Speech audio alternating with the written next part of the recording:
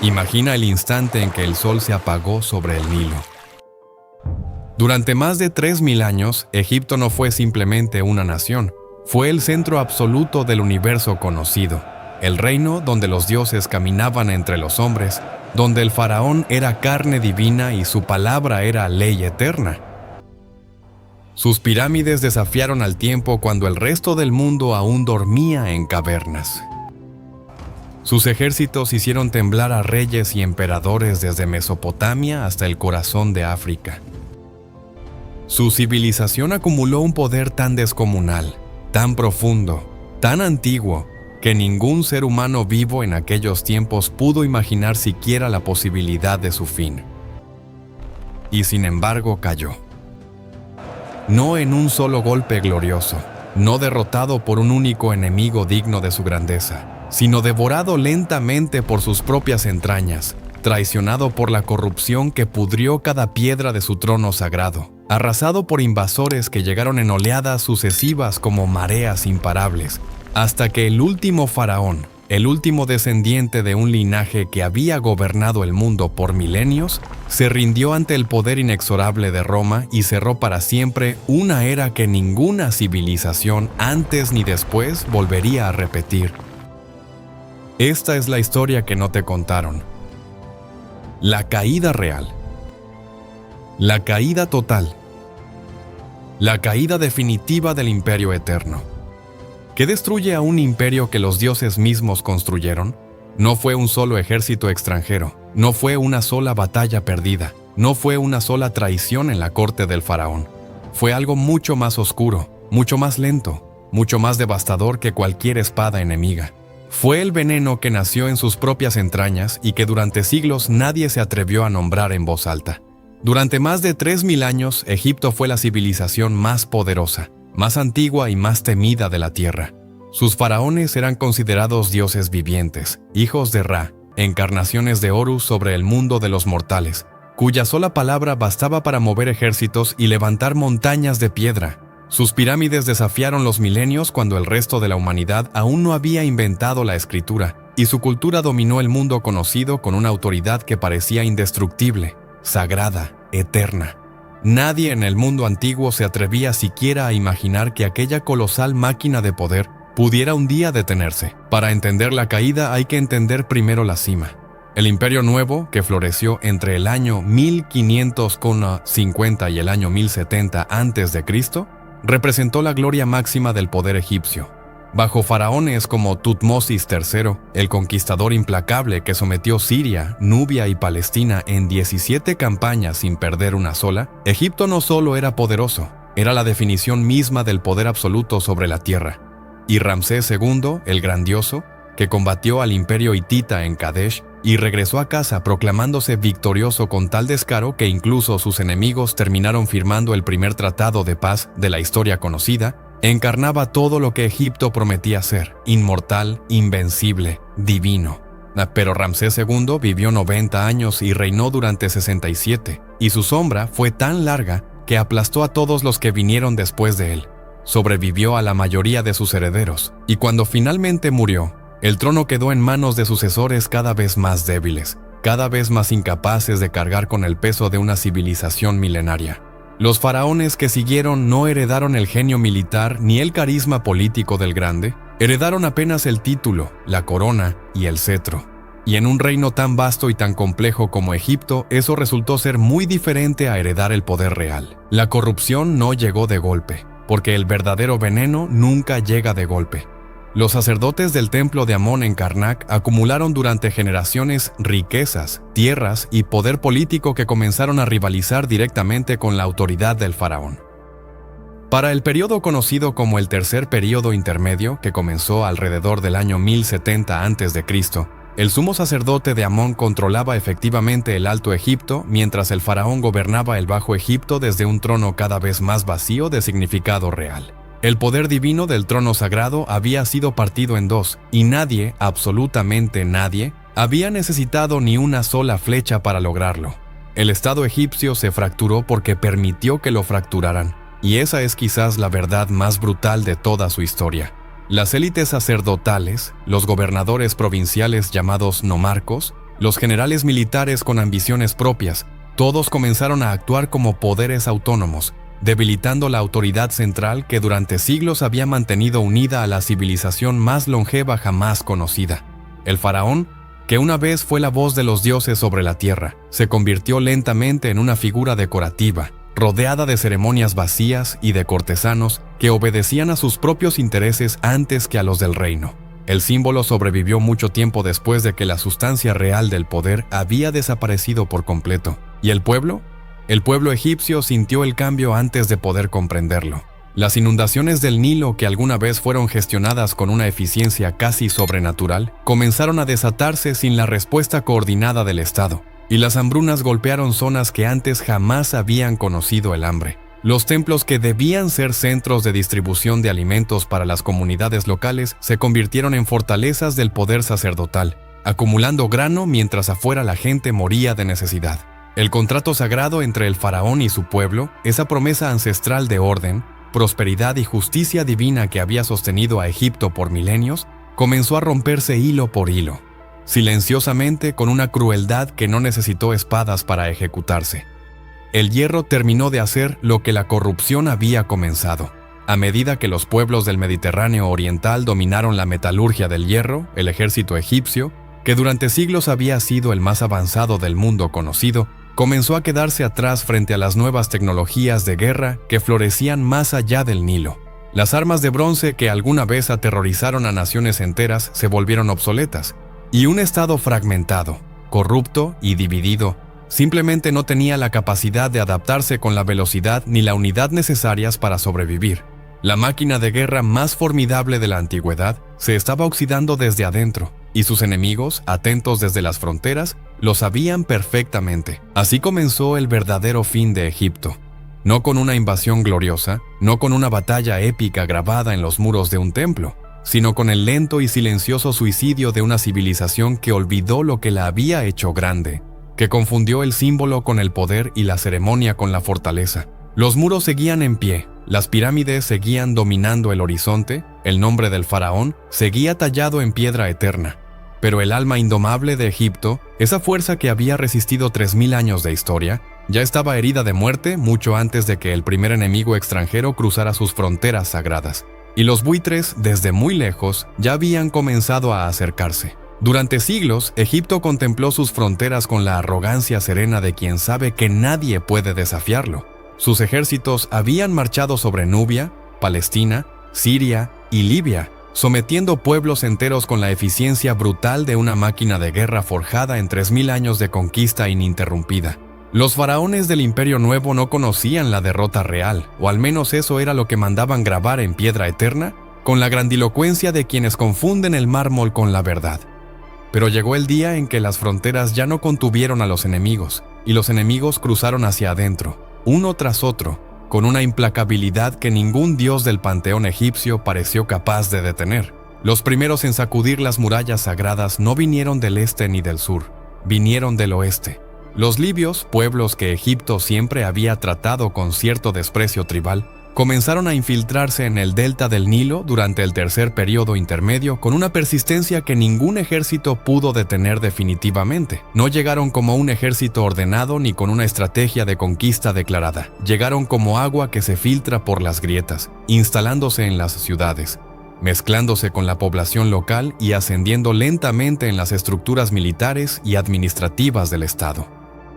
Para el siglo X a.C., el general libio Sheshonq primero no necesitó invadir Egipto con fuego y espada. Simplemente tomó el trono que ya ocupaba de facto y fundó la dinastía 22, gobernando como faraón con el mismo título divino que los hijos del Nilo habían portado durante eternidades. Pero si los libios fueron un veneno lento y silencioso, los nubios llegaron con la furia de una tormenta que nadie esperaba desde el sur.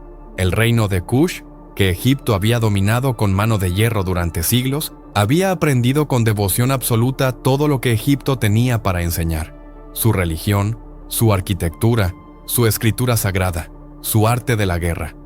Y cuando Egipto se debilitó, Kush no olvidó ni una sola lección. El rey kushita Pille, un guerrero de fe tan indomable que marchó hacia el norte convencido de restaurar la pureza original del culto a Amón, barrió las fuerzas egipcias con una velocidad que dejó sin respuesta a los gobernadores locales y tomó el trono del Nilo para sí mismo. Para el año 728 a.C., Pille era el señor de Egipto y su linaje fundaría la dinastía 25, la legendaria dinastía de los faraones negros, que gobernó el país con una devoción religiosa tan profunda que muchos egipcios la encontraron más auténtica que la de sus propios gobernantes nativos. Si te apasiona descubrir las verdades enterradas detrás de las civilizaciones más grandes de la historia, suscríbete ahora a Gladus Historia y únete a la legión de quienes entienden que el pasado no murió. Sigue rugiendo con furia eterna. No te pierdas ninguna entrega de las historias que el tiempo intentó borrar para siempre. La tempestad más feroz, sin embargo, descendió desde el norte, desde el corazón del imperio asirio, la potencia más despiadada y más temida de toda la tierra en aquel momento. Los asirios no eran conquistadores sutiles ni diplomáticos, eran demoledores sistemáticos que usaban el terror, las deportaciones masivas y la destrucción total de ciudades como instrumentos deliberados de dominación política. Cuando Esarhadón de Asiria marchó hacia Egipto en el año 671 a.C., trajo consigo una maquinaria de guerra que el ejército egipcio, fragmentado y debilitado por décadas de divisiones internas, simplemente no pudo enfrentar en igualdad de condiciones. Menfis, la capital sagrada, la ciudad que había sido el corazón administrativo y espiritual de Egipto durante más de 2000 años, cayó ante los asirios en una sola campaña fulminante que sacudió los cimientos del mundo antiguo hasta sus raíces más profundas. El faraón Taharka, el último gran guerrero de la dinastía Kushita, huyó hacia el sur con lo que quedaba de su ejército, dejando atrás una capital ocupada por manos extranjeras por primera vez en su historia milenaria. Asurbanipal, sucesor de Esarhadón y uno de los monarcas más implacables de la historia antigua, completó la conquista con brutalidad absoluta y saqueó Tebas en el año 663 a.C. La ciudad sagrada de Amón, el corazón espiritual de la civilización del Nilo que había sobrevivido inviolable durante más de un milenio. La destrucción fue tan total, tan deliberada, tan simbólicamente calculada, que el profeta bíblico Nahum la citó décadas después como ejemplo máximo de devastación irreversible. El mensaje que los asirios enviaron al mundo con el saqueo de Tebas no necesitaba traducción. Ningún reino era eterno. Ningún dios protegía para siempre, y Egipto era simplemente otro nombre en la lista de los conquistados. ¿Creyeron los egipcios que lo peor ya había pasado? Tal vez sí, cuando los asirios se retiraron. Consumidos por sus propias guerras internas, Egipto resurgió bajo la dinastía 26, los faraones saitas, que gobernaron con energía renovada y contrataron mercenarios griegos para reconstruir un ejército que ya no podía sostenerse con fuerzas propias. Fue un renacimiento genuino, un destello de gloria tardía, una llama que ardió con intensidad antes de que el viento definitivo llegara desde el este. Porque en el año 525 a.C., Cambises II de Persia cruzó el Sinaí con el ejército más formidable del mundo oriental y derrotó al faraón Psamético III en la batalla de Pelucio con una eficiencia devastadora, convirtiendo a Egipto en una simple provincia del imperio persa. El país de los dioses, el reino donde el tiempo mismo había nacido, era ahora la satrapía número 6 de un rey extranjero que ni siquiera pronunciaba el nombre de Amón con reverencia. ¿Puedes imaginar el momento exacto en que lo impensable se vuelve real? Durante miles de años, el trono del faraón no era simplemente un asiento de poder político. Era el axis del universo, el punto donde el cielo tocaba la tierra, el lugar reservado exclusivamente para la carne de los dioses. Ningún extranjero, ningún bárbaro, ningún hombre nacido más allá del Nilo podía siquiera aspirar a rozarlo con sus manos sin incurrir en una blasfemia cósmica de proporciones inimaginables. Y sin embargo, llegó el día en que manos extranjeras sostuvieron el cetro sagrado, la corona del Alto y el Bajo Egipto, y el universo no se detuvo, los dioses no enviaron castigo, y el Nilo siguió fluyendo como si nada hubiera cambiado. Fueron los nubios quienes primero reclamaron el trono divino con una legitimidad que desconcertó a propios y extraños. El rey Pille, conquistador del norte, no llegó a Egipto como un usurpador vulgar ni como un saqueador sin escrúpulos. Llegó como un creyente fanático de Amón, convencido de que los faraones nativos habían corrompido la fe original y que solo él, el guerrero del sur, podía restaurar la pureza sagrada del reino.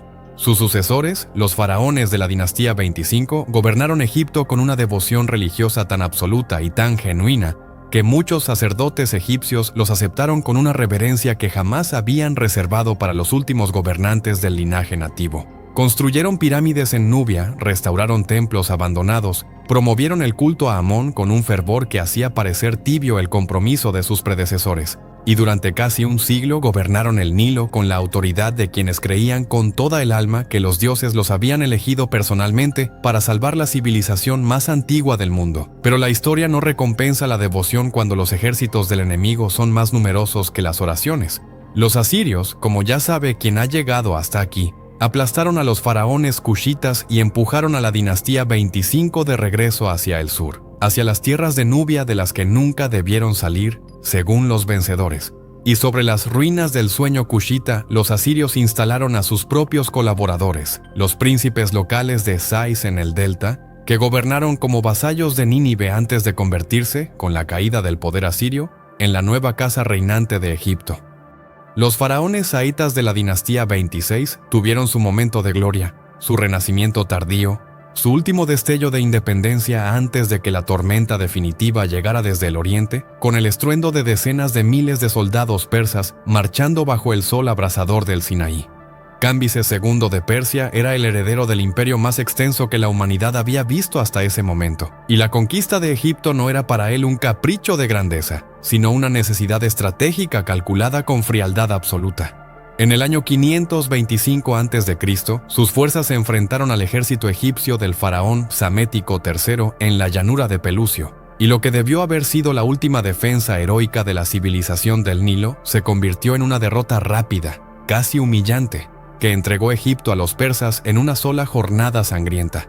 Cambises no solo tomó el trono, adoptó el título de faraón, se proclamó hijo de Ra con el mismo descaro que habían utilizado los conquistadores nubios, y convirtió a Egipto en la satrapía más rica y más codiciada de todo su vasto imperio aqueménida. Lo que hizo Cambises con Egipto fue algo más brutal que una simple conquista militar, porque atacó deliberadamente el alma espiritual de la civilización que pretendía gobernar. Según los propios registros egipcios, profanó templos, mató al toro sagrado Apis con sus propias manos en un acto de provocación religiosa calculada para demoler el sistema de creencias que había sostenido la identidad egipcia durante milenios, y trató a los sacerdotes de Amón con un desprecio que ningún conquistador anterior, ni siquiera los más violentos asirios, se había atrevido a demostrar tan abiertamente. La herida no era solo política ni militar, era una herida en el corazón mismo de lo que significaba ser egipcio, en la conexión sagrada entre el pueblo del Nilo y sus dioses eternos, que había sobrevivido intacta durante más de 2500 años de historia ininterrumpida. Egipto intentó resistir la dominación persa varias veces con una tenacidad que demuestra que el espíritu indomable del Nilo no estaba completamente muerto.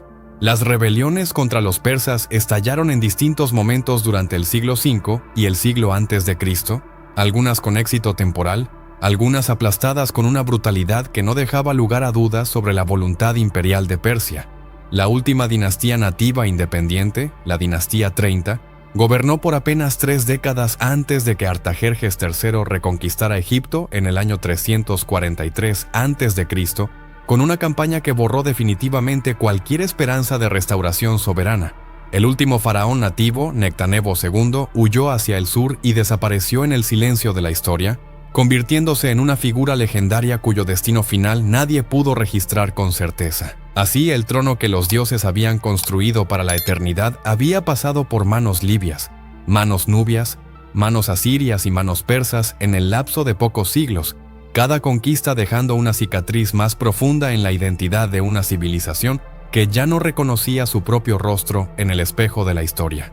Pero el capítulo final, el más brillante y el más trágico de todos, aún estaba por escribirse, porque después de los persas vendría Alejandro, y después de Alejandro vendría Roma, y con Roma llegaría el nombre que el mundo entero recuerda como el último suspiro de una eternidad: Cleopatra. Hay nombres que no mueren aunque los imperios que los vieron nacer se conviertan en polvo y silencio.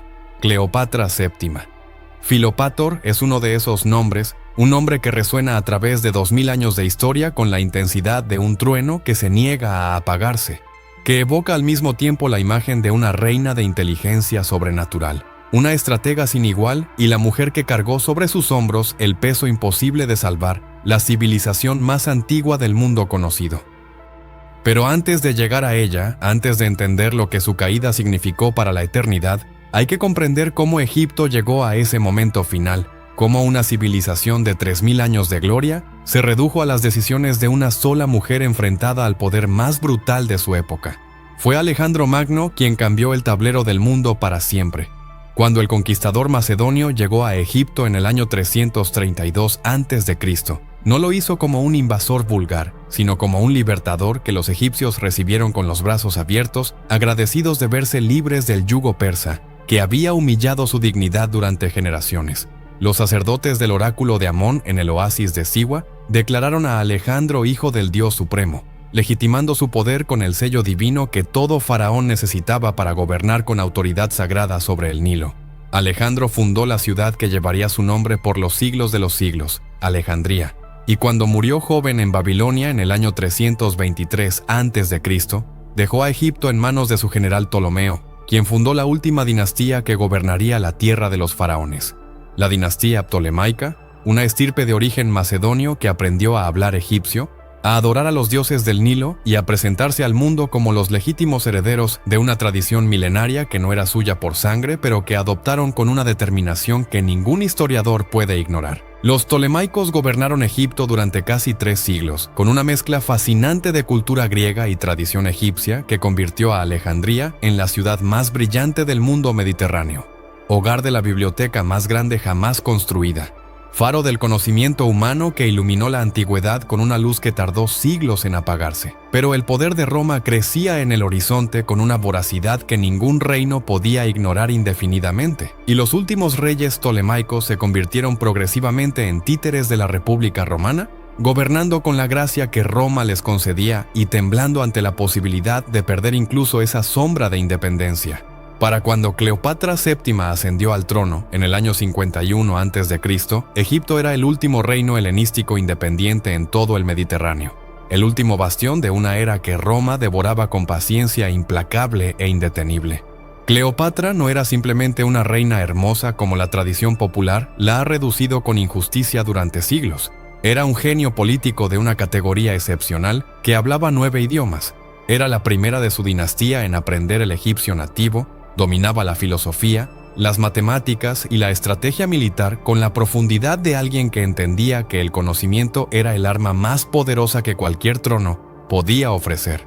Su alianza con Julio César no fue una debilidad sentimental, sino un movimiento político calculado con precisión quirúrgica para asegurar la supervivencia de Egipto bajo el paraguas del hombre más poderoso del mundo romano. Cuando César fue asesinado en los idus de marzo del año 40 y antes de Cristo, Cleopatra no lloró su pérdida como una amante abandonada.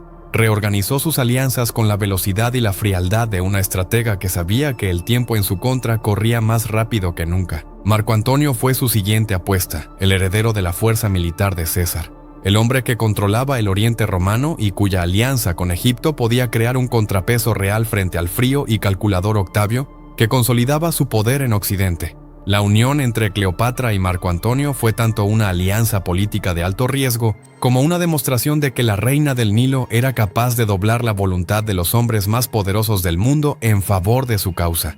Juntos desafiaron a Roma, juntos soñaron con un imperio que uniera el Oriente y el Mediterráneo bajo una visión distinta a la de Octavio, y juntos fueron destruidos en la batalla de Accio en el año 31 a.C., cuando la flota de Octavio aplastó sus fuerzas navales en las aguas griegas con una eficiencia que cerró el capítulo de su desafío en pocas horas de combate definitivo.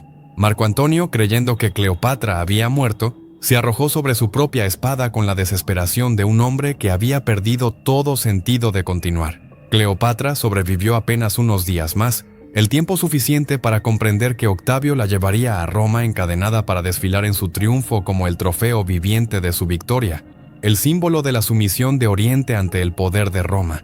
Y Cleopatra, la hija de los faraones, la última soberana del reino más antiguo de la tierra, eligió la muerte antes que la humillación. En el año 30 a.C., con un veneno que la tradición atribuye a la mordedura de una serpiente sagrada, la última faraona de Egipto cerró los ojos para siempre, y con ella se apagó una llama que había ardido sin interrupción durante más de 3000 años. Octavio, que pronto sería Augusto y el primer emperador de Roma, no nombró un nuevo faraón. convirtió Egipto en una provincia personal del Imperio Romano, tan valiosa y tan estratégica que ningún senador podía pisarla sin su permiso expreso.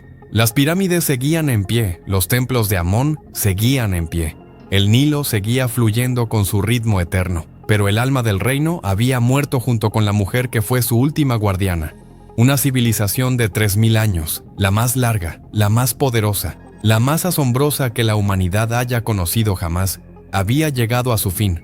No con una explosión gloriosa, no con una batalla épica grabada para la posteridad, sino con el último aliento de una reina sola en su cámara, eligiendo la eternidad sobre la derrota.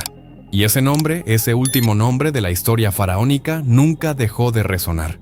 Porque los imperios mueren, pero las leyendas que los sobreviven son inmortales para siempre.